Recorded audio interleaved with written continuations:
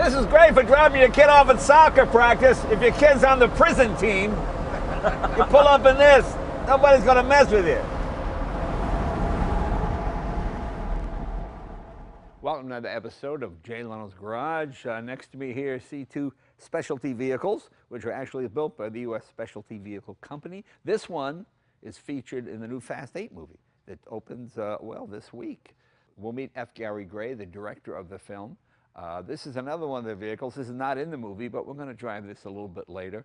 Let's meet the man in charge of these, Ernie Salazar. Ernie, come in. You're the sales director, client relation guy, all that kind of stuff. Yeah, that's me. So how did you hook up with the Fast 8 guys to get this vehicle in the film?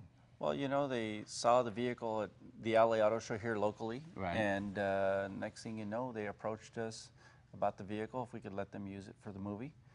And 2 days later, it was on the road. Very cool. Now, U.S. Specialty Vehicles, a lot of people might not know that company. You're a licensed manufacturer here in Southern California. That is correct. And you take production vehicles and modify them, correct? That's right. Okay. Yeah, we give them a whole new look. Okay. Now, this one is based on the Jeep, okay. And, well, they're both Rhinos, aren't they? Yeah, we have the Rhino GX, Right. which is our flagship car, and then Right. we have the Rhino XT, which this is a prototype that was used in the movie, and production of the vehicle has actually just started. Okay. Now, I imagine powertrain, drivetrain, completely stock, or you modify that as well? Yeah, they're completely stock. This one here is four-wheel drive, 6.7 liter, Right. Ford Super Duty F450. Right. We changed the suspension on it and put a hydraulic instead of the leaf spring. On this vehicle here, it's a stock four-door Jeep chassis underneath here with a stock motor, V6, and we supercharge it. Okay. Just to give it a little more power because we're putting the bigger Toyo tires on it.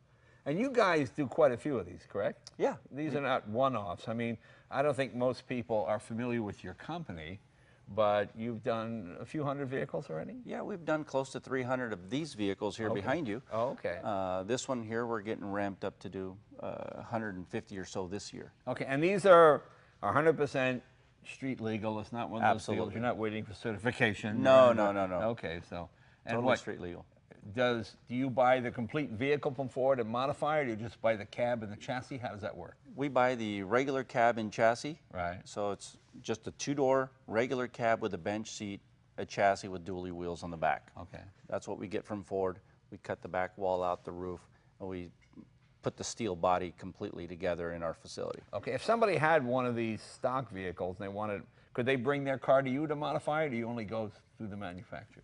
No, they could bring us the vehicle if they have that exact spec vehicle. Right, I because all our panels are made for that chassis. Okay. Now, what is this? Is this steel? Is it carbon? What do we have? Steel? It's all steel. Okay. It's all steel body. Right. From the doors back, the fender flares are composite. Right. But yeah, it's all steel body. I mean, the steps in the door is just a look thing, but they actually function. It'll hold up to about 350 pounds. Okay. This vehicle, as tough as it looks, it does everything that you think it would do. Right. But still, you can drive it on the road and Okay. be very comfortable in it. Now, those wheels don't look like any wheels I've seen. Are those aftermarket? Do you make them yourself? Yeah, those are aftermarket wheels. Those are custom made just for us. Okay. It's a one-piece forged wheel. We actually had to make the forgings, then have the wheels made. And then because it was a dually chassis, we had the wheels machined and finished on both sides. Okay. So you can actually rotate the tires on this thing. I got you. So you have full cooperation with Ford, right? They're not- Absolutely. Okay, so I think that's important to people because these are not inexpensive. What's this, about $250,000? Something This is like about $249 that? retail. Okay. $249, so a little less. Right, just right underneath there. $249.95, so not quite $250,000. Okay. Well, and what does it weigh? About 10,000 pounds? This is actually sits right now at about 9,600 That's pounds. 5 tons. That's unbelievable. Well, I mean, how tall is it? It's about 7 feet 2 inches tall. Okay, 7 and feet it's 2 about 8 feet wide. Okay, well, it's hilarious. It's almost. I mean, people might mistake it for a Hummer or one of those vehicles. That Right. you had. You know, when I was younger, the Lamborghini LM002, that seemed huge. It seemed enormous. Right, right. But I realized that's not much bigger than this one. No, it's Yeah. not. Okay. No, it's not. And Lamborghini did a great job with that Yeah. car. Too bad they didn't continue it. But Yeah. Yeah, this is, you know, we wanted to have that military off-road look, beast of a vehicle. Right. But at the same time, we really wanted it to be comfortable and practical on the inside. Now, are these popular overseas as well, or you just sell them in the States? Actually, overseas is where it started for us. Yeah. In China especially, and the Saudi Arabia, Dubai area. Right. But China being our biggest market.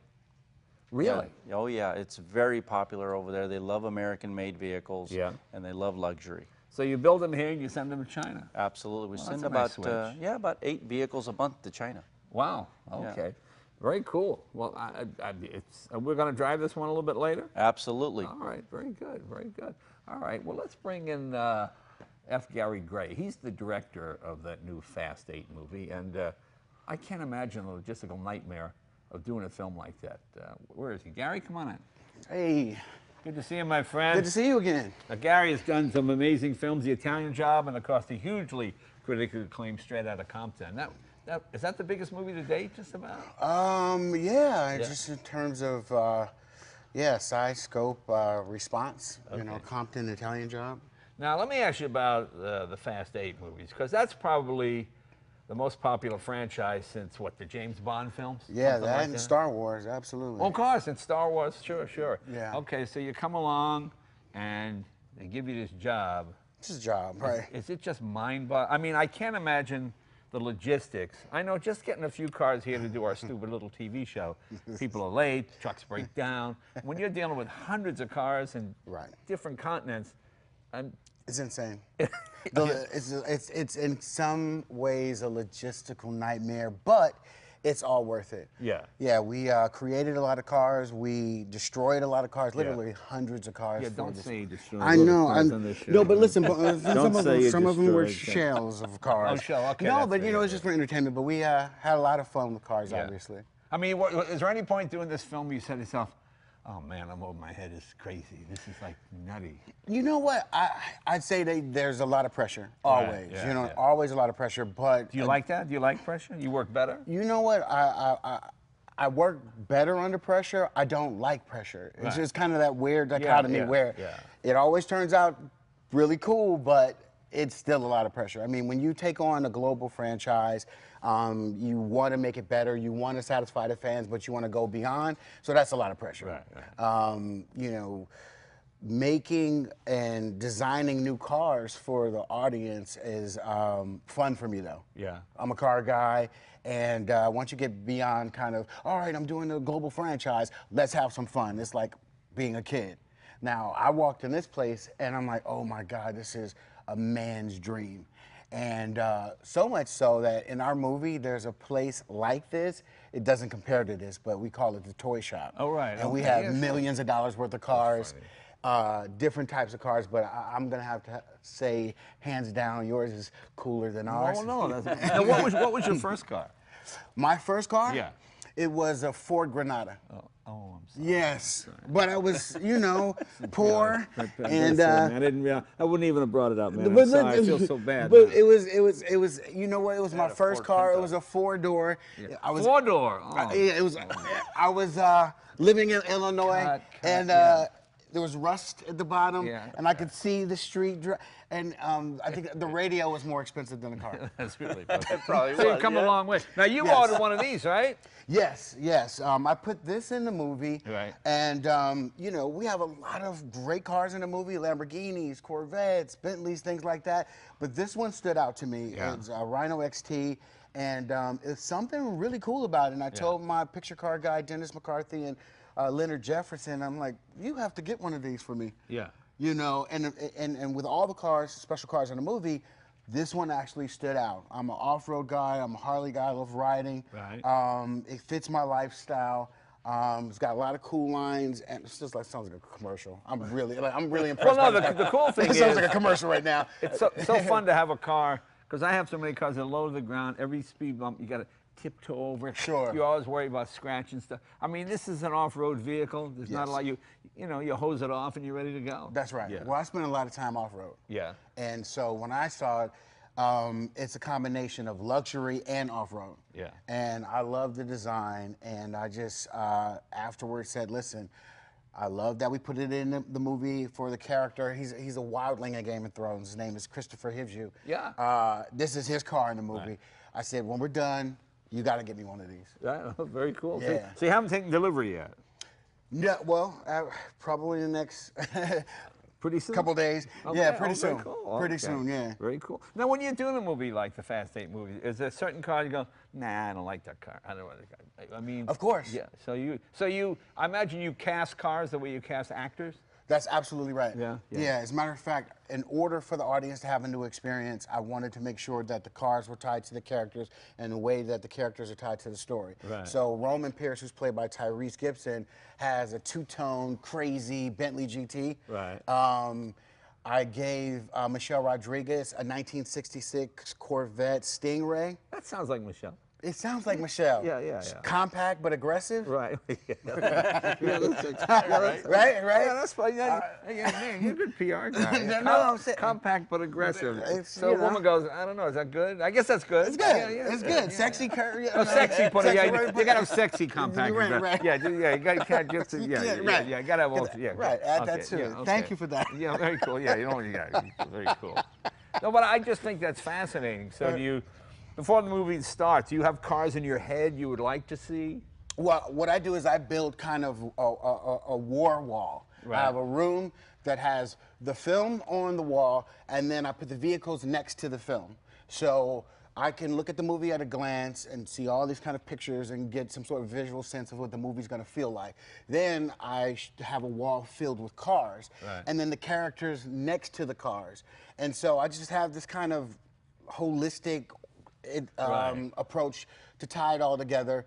And I start to pick the paint colors, the rims, the interiors based on how the movie feels. Sure. And based on what the characters are doing. It sounds really weird, but No, not at all, When you actually. have 40, 50 cars, Yeah. it's very easy to overlap. Yeah. You know, you'll end up on the set if you're not careful with 10 black cars. Right, Or right. 10 red cars. Right. And they're all in the same scene, and all of a sudden they just kind of melt into the background. Right, So right. we have this zombie car sequence in New York, and I have to be really conscious of the color of the cars and because of the color of the buildings. So now you have a lot of gray buildings. If you have a lot of gray cars or black cars, now all of a sudden you're shooting an action sequence and they disappear. Right, sure. You know, sure. so when you see the New York sequence, we have lighter, brighter cars, with the Right. exception of Dom's GTX. Right. It's a process, and it's like casting. I mean, you're right about that.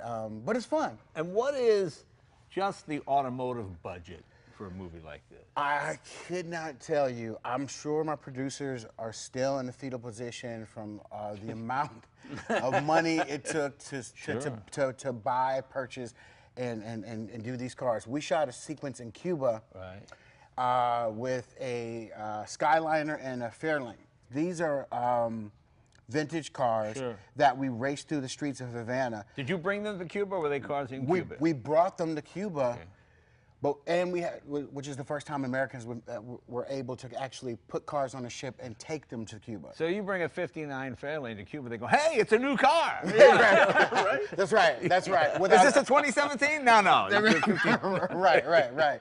And it had a real engine in it, not a boat engine. Right. So we actually had to build a bunch of those cars. Yeah. And they're very rare, obviously, and hard to find. But we had to retrofit them for the stunts. Could you imagine taking those cars 100+ miles an hour through the streets of Havana? Really tough. So Dennis McCarthy, I have to give a shout out to my picture car guy. Yeah, we've done Dennis. He's been featured on this segment. He's a genius. Yeah, he's really good. It just took a lot to ship everything there and get them up and running, make them safe. You know, hitting corners at 40, 50, 60 miles an hour in a 1950s car without the suspension and the brakes is really, really tough. And you had to pave the roads, correct? Well, they paved the roads for us. Oh, I see. You know, after the negotiating just to get there with the two governments, the Cuban government and the U.S. government, we told them everywhere we wanted to shoot, and when we came back, all those roads were paved. Wow. Yeah. Will this movie even play in Cuba? Are they allowed to see it? I believe so, yes. Oh, okay. I believe so. I mean, it would be a shame for them not to see it, but I think that, I think they will play it there.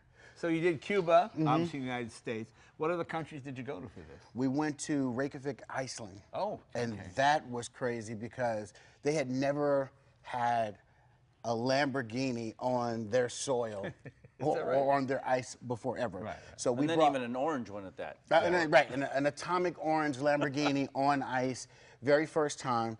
And that was cool because we had to figure out a way to get that up to 170 miles an hour on ice as the ice is melting. So that was kind of an engineering feat and a crazy challenge onto itself. So, besides the movie, you've also got to have fleets of mechanics and people there in case these cars break down, fuel, all of that, isn't it? Oh, man. Well, we started with a ship. We had a ship, and it was this huge tanker ship that we filled with cars and military vehicles and sent it to Iceland, because you can't just throw a car on a plane and send it out there, given the amount of vehicles that we sent up there. But yeah, we had mechanics, engineers, environmental guys. It was really tough because it's one thing if you have a car chase on ice. It's a whole other thing when you have 500 people on ice with 75 cars. Just the weight alone was a problem, and it was a safety issue. So we had engineers drilling in the ice every day to see if we could it could withstand the weight of our crew and our cast. So it was a lot. Did you ever lose a vehicle through the ice? Yes. Really? Yes. We didn't lose any of the exotic cars, but I think we lost a tractor. The ice melted and it collapsed, and we had to move to another place that was that was a little stronger than where we had the tractor. So how long from when they said, Gary, you want to do this movie, to it's completed? How much time are we talking? A year and a half. Oh, okay. Well, it's pretty quick, actually. That's actually really quick. You know, normally you would have a little more time, but I have a great relationship with Universal. We just finished straight out of Compton, so I was already up and running. Had the momentum. So you moved quick. Well, we moved really quick. Yeah. You know, I always remember Clint Eastwood told me Matt Damon did that Evictus movie. Yes. And Matt Damon said to Clint Eastwood as the director, you want me to try this again? And Eastwood said, why, so you can waste everybody's time? Right. Keep moving, just keep moving. Well, I'm a big fan because he shoots 8-hour days. Yeah. And he just kind of goes a couple takes and he's out. Yeah. That's actually really impressive. And, you know, that's somebody to look up to, actually. Have you been in this one? No, but I actually wouldn't mind seeing what's inside that thing. That thing is massive. Well, we're going to take it for a ride. Why don't you take it for a ride and see what it does? And it's just a big diesel, right? How many horsepower? It's about 690 foot-pounds of torque and about 340 horsepower. And it weighs 5 tons. Wow. Let's take it for a spin. I feel like I'm in some urban assault vehicle. It does feel like a tank. A cool tank, though. But you got some comfort. Yeah, no, it's very comfortable. And you know, the roads in LA are so bad, this is probably what everybody would be driving. Right, a luxury tank. I mean, the number of times I've got that Tesla in there with those big rims in it, the stock rims. And I would say in 5,000 miles, I've blown out 3 tires. Just bang, hit a pothole, you know, just the tire bubbles on the sidewall, boom, you blow it out. Sure. 3 times. I mean, it's crazy. So you've got so many potholes. I got the Porsche Carrera GT, that's front splitter. You just go down the road, you just rip it off because you know, the road is cracked. And it's awful. This truck can go over traffic. Yeah. So you're not going to worry about potholes with this one. No, not worrying about potholes or anything else. It's extremely comfortable. It is. I like the interior, too. Huh? What's the story behind the interior? Well, the interior, I mean, we got full power seats in the back. This seats actually 6 people comfortably. Yeah. The front center console can lift up and you can fit another person up there if you need to. Oh, wow. But yeah, we wanted to build a car that was just really aggressive looking, but yet really comfortable for the driver and anybody in it. This thing, I mean, it looks bulletproof. Oh, it does. You know, and back here, I'm 6'2", and I can fit a guy back here that's literally 6'2". And Lincoln could drive this thing. Look at it, you got all kinds of headroom. Right, with the top hat? Yeah, with the top hat on, do the whole bit, yeah. Yeah, this car, we when Hummer went out of business, Hummer was a huge brand in China. They loved it, and then they ran out of buying all the H2s that were out there with low miles. So then they were like, okay, we got a problem here. Can you guys make us a car that looks Hummerish, off-roadish, but put a luxury interior in it? So we pretty much drew it on a napkin. Well, they said build it. So we built the car, shipped it to China. They took it to the Beijing Auto Show, a prototype, and it pretty much took off from there. They sold 43 vehicles at the show. Right. Wow. I don't know if this is blasphemy or not, but this is cooler than Hummer to me. Oh yeah, I think it is. I think it's cooler. I think it looks cooler. It's sleeker. And you realize if Hummer had been doing things the right way, they'd still be in business. Oh yeah. Good point. Yeah, I mean, Good so point. The fact is, all they did was screw up somewhere. Marketing, I don't know what the problem. What was the problem? Do you know? I don't know what the problem was. I really don't. But if that brand was out here today, they would be killing it. Yeah, yeah. Do you get a lot of looks when you drive this thing? Oh yeah, this is a magnet. It's just a magnet. Stupid question. I know. What's the question you get the most? Is it armored? Right. Is it armored? And what is it? To me, the logo on the front is USSV. Right, and it's got a rhino on it. Yeah, it looks like what they used to do in the old Mission Impossible TV show. When they wanted something to look like it was from Russia, they just changed one letter, you know, right? Like telephone Z. Oh, that must be a telephone. Remember this? You know, so it looks like something like that. That's my movie right there. Oh, there you go. Look at that. Yes, there's a submarine. Yes. Are your folks still with us? Yes. Oh, so how proud are they? Are you like the cool son now? You know, they are proud. They honestly are not Hollywood people. Well, yeah. So they're proud for a number of reasons. Yeah. Obviously, it's an accomplishment, but also sure. my patience. They're like, you have to be pretty patient to do what you do.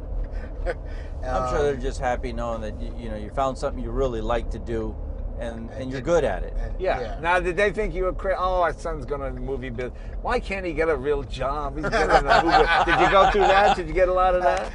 No, you know what? I was really supportive. My mom said I could do anything I wanted to do. Yeah. And I know that sounds cliche, but it's true. Not at all. But I decided at 16 this is what I wanted to do. Yeah. And directed my first movie at 23. Oh, cool. And the rest is history. So who were your mentors? Did you have some mentors? You know what? I didn't have mentors in the truest sense, but they kind of came along a little later. Yeah. I had to learn on the fly. I didn't go to film school. Right. So, you know how in this business you're only as good as your last job. So, right. You do one movie, hope it does well. And your last job was really great. That was Straight Outta Compton. Straight Outta Compton, yeah. And that was a great movie. I mean, liked that one a lot. Really terrific, and the fact that it crossed mainstream audiences who maybe didn't know the story. Right. The thing. It's always a story. Whether it's black, white, whatever, rap, whether a subject you know nothing about. If the characters are compelling and it's human, that's right. That's what makes it fascinating, and that's what was good about because I know people know nothing about rap music. Right. Hard to believe, but yes. And they said, "Well, I really like that movie because it was explained to them what it was about." Right. It was a story. It was a story, and that's what I thought was really cool about it. It was really, really good. Thank you. And the fact that I've had the real guys on the show, which is crazy, like 25 years ago. So it's just funny to see a movie about something I saw happen unfold in my lifetime. You were right there. Yeah, just when they first broke and all that kind of stuff. So it's kind of cool. So it had to be interesting for you to watch the story, right?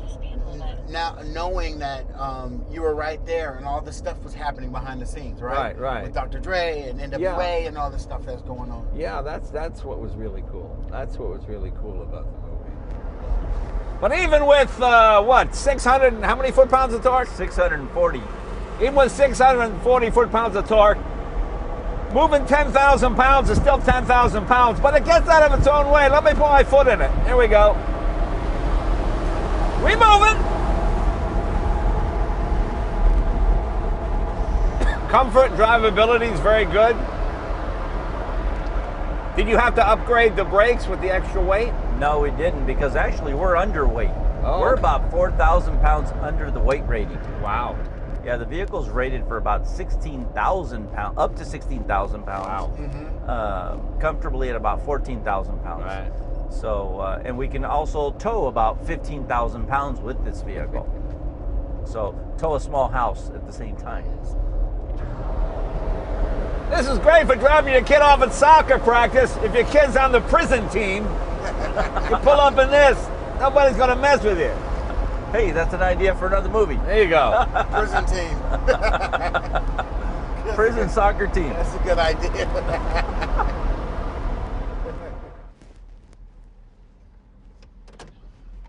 Well, very cool. I want to thank Gary and Ernie. Appreciate it. And congratulations on your new movie, man. It's quite an accomplishment. What was the budget of that movie? Like 180, $200 million? It was a lot. It was a lot. It was a lot. It was a lot. It was bigger than the Strata Company. Well, it's amazing. It's amazing you can pull it off. And it opens this week. And go see the movie. I mean, you know, if you're a car guy, you see the movie. It's incredible. Ernie, thank you very much for bringing this vehicle. Thank you. It's a little different episode this week. A little taste of the personalities, and you learn a little bit about how they make the movies. And you saw a vehicle was actually in the film. And Gary is a real car guy, so that's what makes the film work. And this is a real 10,000-pound vehicle. This thing is actually drives great. I mean, it's amazing how comfortable it is. So it's this is the world we live in now, folks. That's right. Urban assault vehicles. See you next week.